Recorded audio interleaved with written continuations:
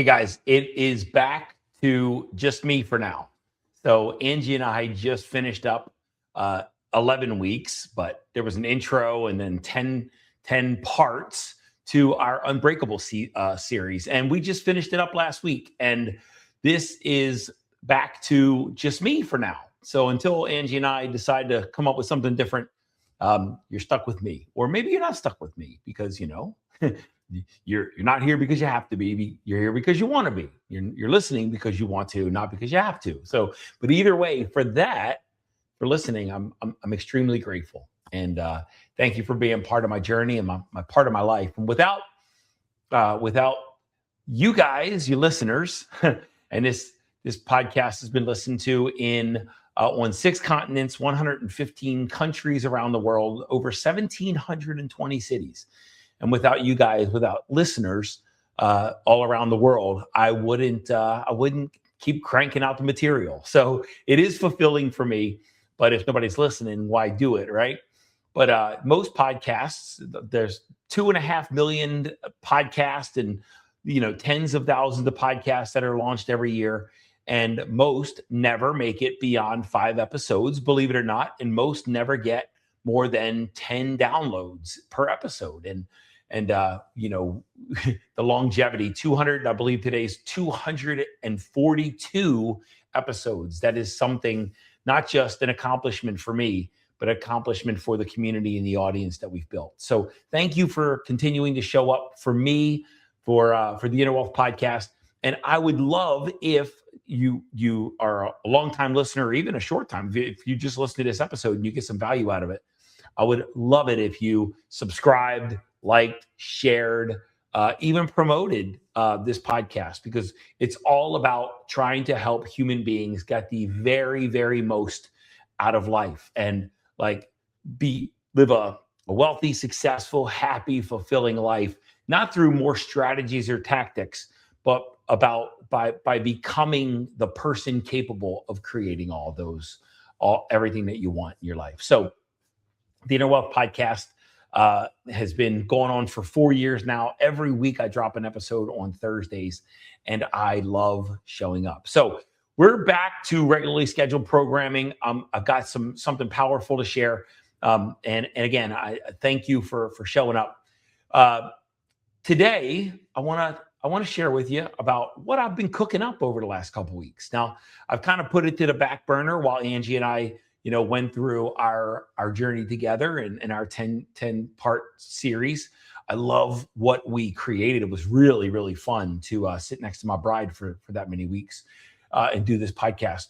But there's something that's been really, really stirring up in my soul. And it goes back to months and months ago, even years ago, where in the Inner Wealth Podcast, I used to talk about the power of clarity. And clarity is a very powerful force. It's a very powerful mechanism. And I often shared about the creation process. And the creation process is a 3-part sequence that as you master the creation process, you'll unlock new levels of health and wealth and success and love and fulfillment and joy in your life, right? That's aligned perfectly for you.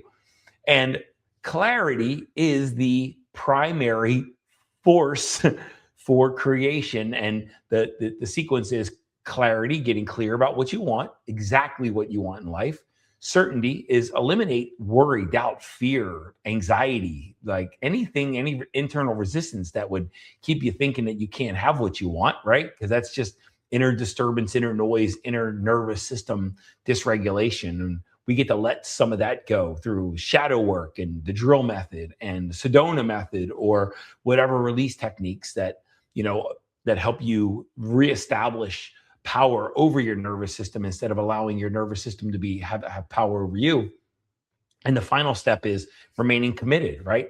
Taking inspired action, but remaining patient in the process, and finally receiving it when it shows up, because it will. Clarity is a magnetic and creative and powerful force. And as long as you are crystal clear that it's not if it will happen, but when it will happen, or that it will happen, and you allow the universe to do its work and you're responsible for the what, but you're not responsible for the how and the when. And as long as you do that work, you'll start to experience the life that you that you dream. So I used to share that a lot, and kind of not. I got away from it because it's still a very powerful force and a very powerful teaching, a very very powerful mechanism, but I didn't focus on it that as much. And today I want to reestablish some focus, but with another higher level of clarity. And I'd say back in the day when I used to talk about clarity a lot, the power of clarity, the magnetic nature of clarity, I used to say that the number one reason that people don't have what they want is very, very simple. But when I first realized this, and when I was first exposed to this, it was surprising, because the number one reason that most people don't have what they want is because they don't even know what they want. They know what they don't want. They are crystal clear on what they don't want, and they wake up every single day to avoid what they don't want. They don't really take the time. They think they know what they want, but they don't really take the time to get to know exactly what they want. So that's why it's always elusive. Now, today I want to share a framework. I want to share a new set of knowledge and wisdom that has really started to show up for me. And I'm going to dive into this more and more as time goes on, not just on the Inner Wealth podcast, but in my Inner Wealth Mastermind, and in workshops and teachings, and even maybe a new book wrapped around with this concept wrapped around. And this concept is I call it the Four Existential Drives. Now, where did the Four Existential Drives come from? I love the art of contemplation, and I sit in silence and stillness for hours and hours and hours a day. And I'm not exaggerating with that. My wife Angie likes to be in motion. She likes to take action. She likes to, she loves when she's inspired and moving forward.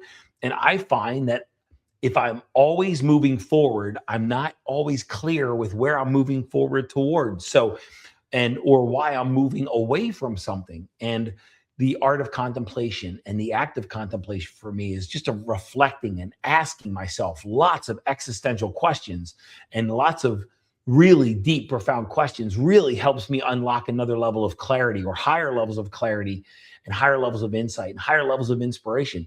And when I have all of those, I get to share them with the world. And today, I want to share that with you.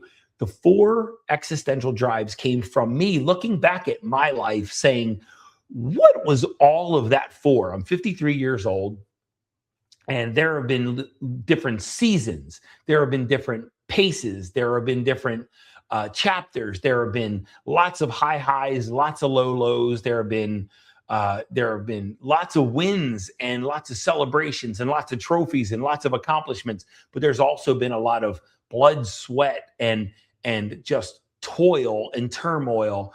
My wife and I have experienced the highest blisses of connection in our marriage, but we've also experienced the dread and the pain that almost came because of our divorce, our near divorce. And back in 2016, I filed for divorce, and that helped us put everything back together. And that's what we shared in the Unbreakable series that we just concluded. So we've experienced like abundant income and high cash flow that allowed us to experience all of life's goodness, travel and leisure and comfort. And then we've also experienced financial hardship, where the income dried up because of maybe market conditions or maybe lack of clarity or whatever it is. But we experienced the exact opposite of that as well.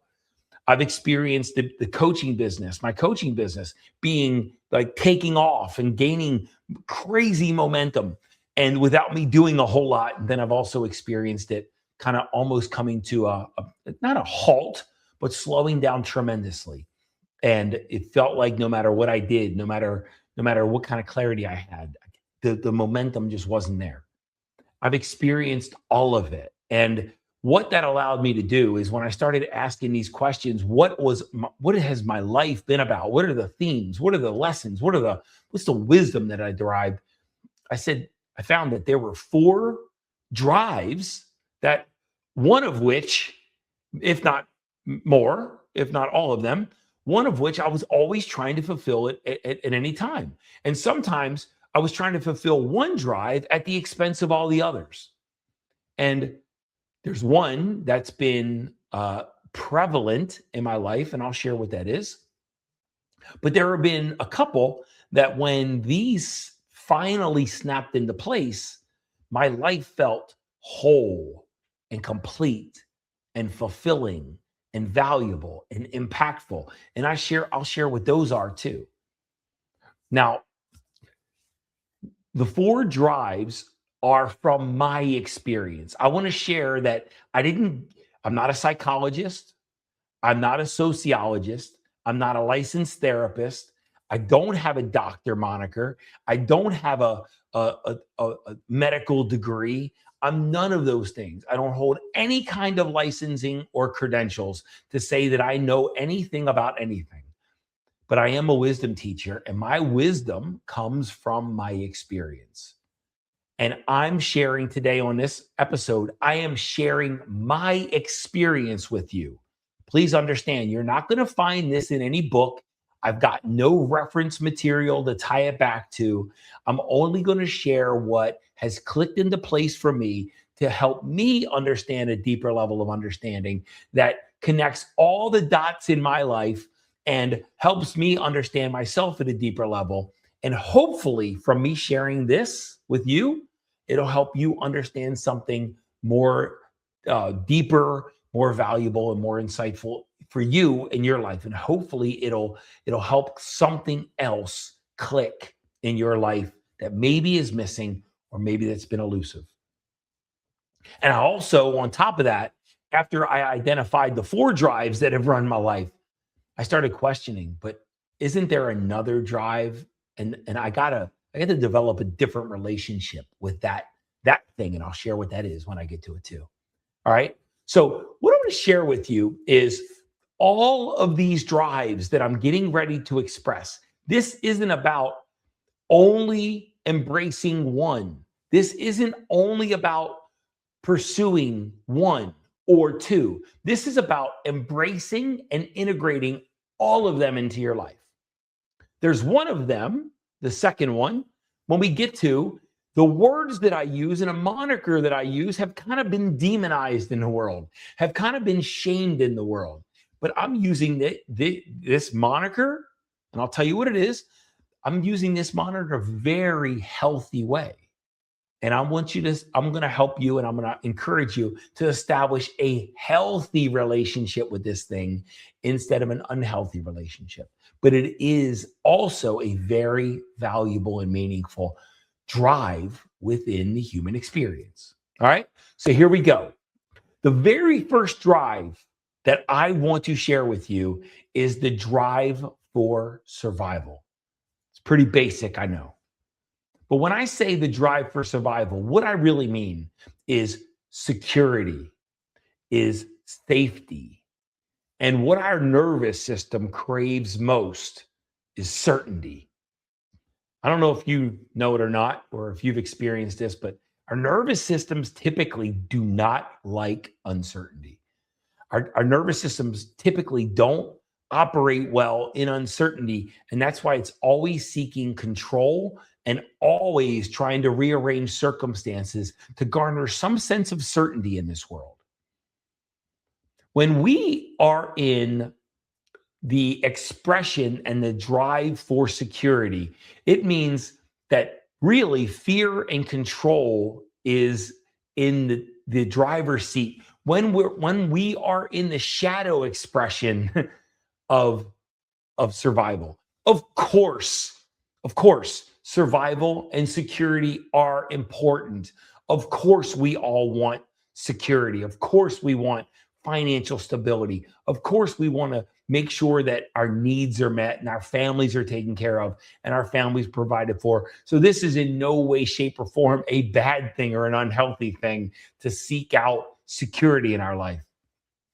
But to live in the shadow expression, the fear and control, means that you're trying to control things that you can't control. And you're not influencing life. You're trying to control it. And you're probably in that sense, when you are in survival mode, when you are living through the drive, the exclusively through the drive of survival and security, you're leaving a whole lot else on the table. And I'll tell you that I believe that 90 some greater than 95% of the world lives in the expression of survival and lives in survival mode, only chasing security and certainty. All right.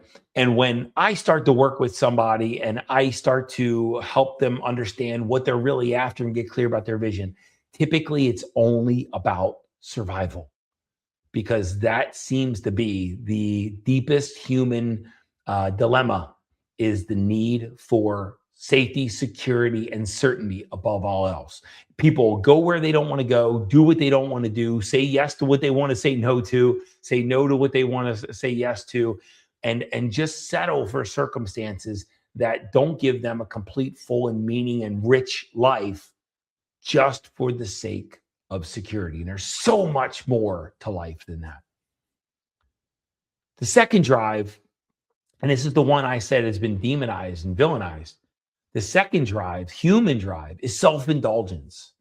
Now, I don't know about you, but in my Catholic upbringing, wanting anything for yourself, wanting an indulgent life, wanting to experience indulgence in life was kind of guilted and shamed. And it was almost trained out of us. And I was in Catholic school. It was almost trained out of us. Like, it wasn't okay to want self-indulgence. And that's where like I said, the villainization and the demonization of self-indulgence comes from, is this thought that wanting awesome stuff for ourselves, wanting to experience the creature comforts of life, somehow that was wrong. Now, I'll say that if we get lost in self-indulgence, that is a very painful place to be. This life is not all about self-indulgence. Okay? What I often find, and I'm looking at my corporate experience, my corporate history, because I want to tie these together through my experience, is I would be in survival mode about, in the later stages of my professional ventures, when I had 4 weeks of paid vacation a year. In the later stages, I would spend 48 weeks in survival mode, and then my wife and my kids would go on vacation, and we would go whole hog in self-indulgence mode. And that would shut off the survival instincts. That would shut off the insecurity and the pain of insecurity and uncertainty. And I would eat too much. I would drink too much. I would just do nothing too much. And for a week or whatever that time period was, we went to Mexico. Me and my wife and my kids went to Mexico one time for 12 days in a row. For 12 days, all I did was overdrink, overeat, and I was just overly self-indulgent. The survival instincts went off that muted that self-indulgence, it was an escape. It muted that survival, that excess muted the survival signals inside of me. And then when that vacation was over, I went right back into survival mode, right back into the survival drive. And my whole life was spent like waiting to get to the next level or next round of self-indulgence. And I endured survival mode until I got to self-indulgence. And then I went into excess. I used it as an escape. And then that turned off the signals for survival. And that was like what life was all about. And I see a lot of people in this world toggle back and forth between survival and I just lost the words, and self-indulgence, survival and self-indulgence. And I've witnessed a lot of people toggle back and forth between survival and self-indulgence, thinking that's all there really was to life. All right. If you're using self-indulgence as escape or to excess, then you're not expressing a healthy level for that drive. You're using it to turn off something that is uncomfortable about your life.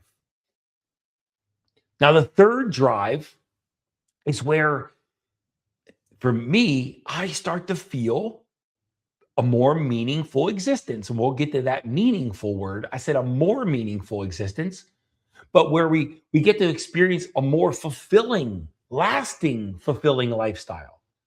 And that drive is the drive for freedom. Now, I work with a lot of real estate investors, and in the real estate investing space, what they say, the kind of freedom they talk about is financial freedom and time freedom. Those are the two freedoms they talk about a lot, over and over. Every meetup I've been to, time freedom, financial freedom, and they repeat those on lockstep. But there's so much more to freedom than time freedom and financial freedom, because I do know people, and I have worked with people with high levels of time freedom, high levels of financial freedom, but they still had a lot of pressure, stress, intensity, anxiety, overwhelm trapped inside of them. They had the time freedom, they had control over their schedule, they had all the money that they needed, but they weren't enjoying it because they weren't truly free. But we're conditioned as human beings to think that time and money is all there is. And if we control both of those, then we'll feel free. And it's just not true. The reality that I've come to, and the conclusion that I've come to, and hopefully this connects with you, is real freedom is when there's a sense of pressurelessness in our mind and in our body. Pressurelessness that's not coming from escape. Pressurelessness that's not only derived from self-indulgence.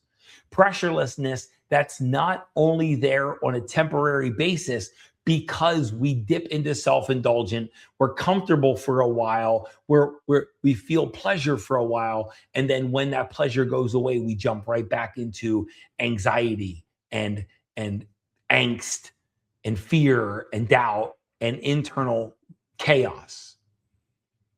When we're truly free, when we're truly experiencing the freedom drive that we all have, that I feel is very, very natural, then a sense of pressurelessness exists in our mind and body.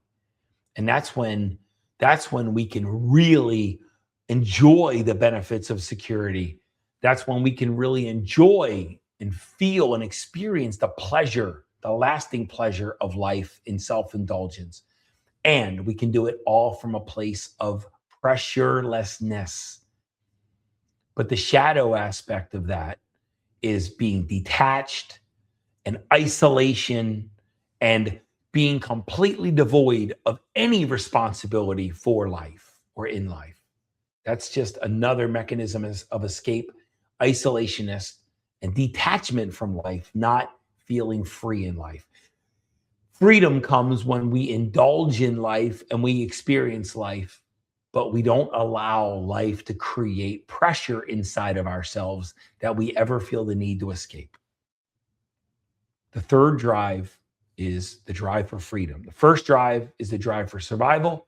The second drive is the drive for self-indulgence, which healthy self-indulgence. The third drive is the drive for freedom. And the fourth drive, and the one that I've found the most joy and the most fulfillment in, is the drive for meaning. Now, years ago, and I'm talking 8 years ago, I read a book by a fellow named Joseph Frankl, or Dr. Viktor Frankl. Joseph Frankl. I like giving authors the name Joseph. But Dr.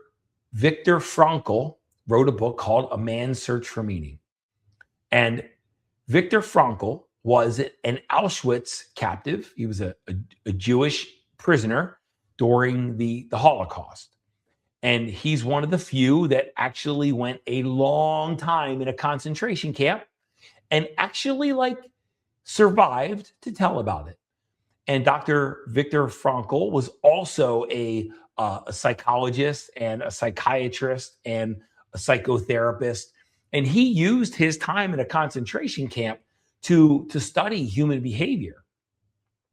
And what he found was when human beings had some sense of meaning, even when they were in a concentration camp, even when human beings, even captives, when they connected to some higher form of meaning, then they had a reason to live. And as soon as their life felt meaningless, they lost that connection with a meaning to live. And the prisoners that wanted to live would trade their cigarettes for food, and the prisoners that were ready, that had lost meaning and were ready to die, traded their food for cigarettes. And he saw that, and he saw the moment that the meaning went away from somebody's life. We have a deep drive for meaning. Now, if we have survival and our security is guaranteed, if we have self-indulgence and we allow ourselves the finer things and the pleasures of life, and we have this sense of pressurelessness, maybe we're on a deserted island, right, for a long time, and we're experiencing all the pleasures and the joys, and we're just, there's no pressure, there's no stress, there's no tension. Eventually there's going to be something that shows up, because there's something more to life than just experiencing security and pleasure and pressurelessness. There's part of us, there's a deep part of our consciousness, our being, that wants to be meaningful and impactful, that wants to give some value to life, that wants to leave life better than we found it, that wants to be a value add to life, that doesn't just spend their whole lives. We don't just spend our whole life extracting things from life like self-indulgence, but we actually add back to life and give it something that's locked inside of us, that's a treasure that we have to share with life. And we do that so that life can benefit from our existence. And when life benefits from our existence, we derive some sense of meaning. And Viktor Frankl came out of Auschwitz with a manuscript for what became A Man's Search for Meaning, which has sold millions and millions and millions and millions of copies all around the world, because it shows what human beings are really made of, and how a human being can thrive without security and survival without self-indulgence and without freedom. When we connect to meaning at the deepest level, we no longer need survival, we no longer need self-indulgence, and we no longer need freedom. It'll mute those. But for Viktor Frankl, those three went away, but his meaning increased. And if you're not in a concentration camp, you can have meaning and the others, but have them be play a less important role in our lives. There's one of these 4 drives that I feel that everybody wants, but they don't know how to express. And that's freedom. But when I go out into the world and in the work that I do, when I share and I talk about freedom, it doesn't really connect. It doesn't really land. But when I talk about pressurelessness, everybody can connect with that, because the pressure is coming from the survival instincts and the survival urges that are locked in our bodies, that keep us needing certainty and needing security and needing survival. And that only keeps us locked in a drive of survival, of security. Everybody wants pressurelessness, but everybody chases survival and self-indulgence, not really knowing what they want. But you got to admit that when I said that word pressurelessness, you kind of felt the connection to it, right? That's because you've been after it your whole life. Maybe you just didn't know what you were after. We all want it, but not all of us can name it, what we're looking for. It's for us to live life and to be devoid of that pressure and stress and that tension that can come from life. Now, that's what we all want. And we've already established that meaning can mute the other 3 drives: survival, self-indulgence, and freedom. It can mute it, the other 3. It doesn't have to, but it can. But there's also one that if we only anchor to that drive, all the others will be non-existent and they will be muted, but in a very unhealthy way. And that is survival, where meaning is the only one that can alleviate the need for the other three in a very healthy and accretive and a fulfilling way. Survival will mute the other three in a very unhealthy, unsatisfactory, unfulfilling, fear-based way. Now, those are the four drives that have shown up in my life. Maybe that connects with you, but I'm going to leave you with this. When I was finished with those four drives, the question I had was, how about love? Where does love fit into this? And what when I asked an existential question like that, because I'm not just a coach and I'm not just a teacher. I literally am an existential philosopher. I philosophize over everything, and then I bring what I learn into the world. But when I asked God and I sat with the question, right, where does love fit into all this? The answer that I received immediately: love is not a drive. Love in it is an expression within the drive. In security, love shows up as attachment. In self-indulgence, love shows up as pleasure, giving ourselves pleasure, allowing ourselves to have pleasure, showing ourselves that we love ourselves. In freedom, love shows up as acceptance. And in meaning, love shows up as devotion, giving the very, very best, devoting the best of ourselves to being meaningful, impactful, valuable, and giving in this world. Love is an expression, and we get to experience in different ways. I've experienced love as attachment. I've experienced love as pleasure. I've experienced love as acceptance, and I've experienced love as devotion. And all of them are telling us something about the drive and the expression of the drive that we're focusing on. Now, I said I was going to leave you with the love thing. Here's how I'll leave this. I'm going to leave you with a couple questions, because since most people are trapped in survival mode, I'm going to ask you a couple questions to allow you to dream deeper and to dream more, and to get even deeper into what do you really want. Because most people, when they develop a vision or when they develop goals, literally it's all about survival mode. But I want to help you turn off survival mode for a second. Let's say you have infinite resources and money is no longer an issue. Where would you connect with self-indulgence? What would you do with the freedom of pressurelessness? And how would you derive and give meaning in the world? If you woke up tomorrow and you had another expected, all the hard work that you've ever done in your life have paid off, and you woke up, looked at your bank account, and there was another comma and 3 more zeros behind that comma, what would you immediately stop doing in your life? And after you immediately cut those things off because they were obligatory and they were only because of survival mode, what would you add back that would bring you some self-indulgence, that would bring you some freedom, and that would bring you some meaning into this world?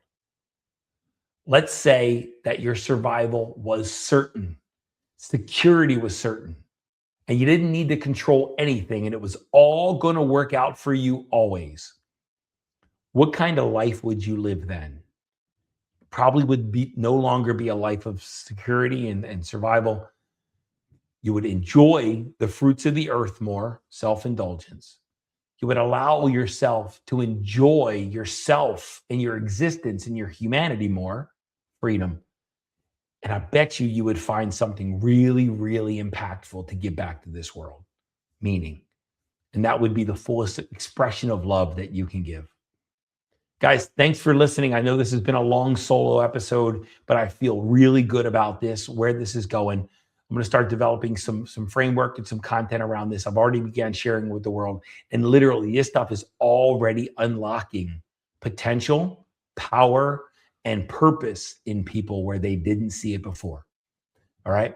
I'm going to keep unpacking, unlocking this with you. I hope you come back. Thanks for joining. If you love this, subscribe, like, share it with your friends, especially this episode. Share it with your friends, share it with the people that you love, because this is what's going to change the world. Love you. See you next week.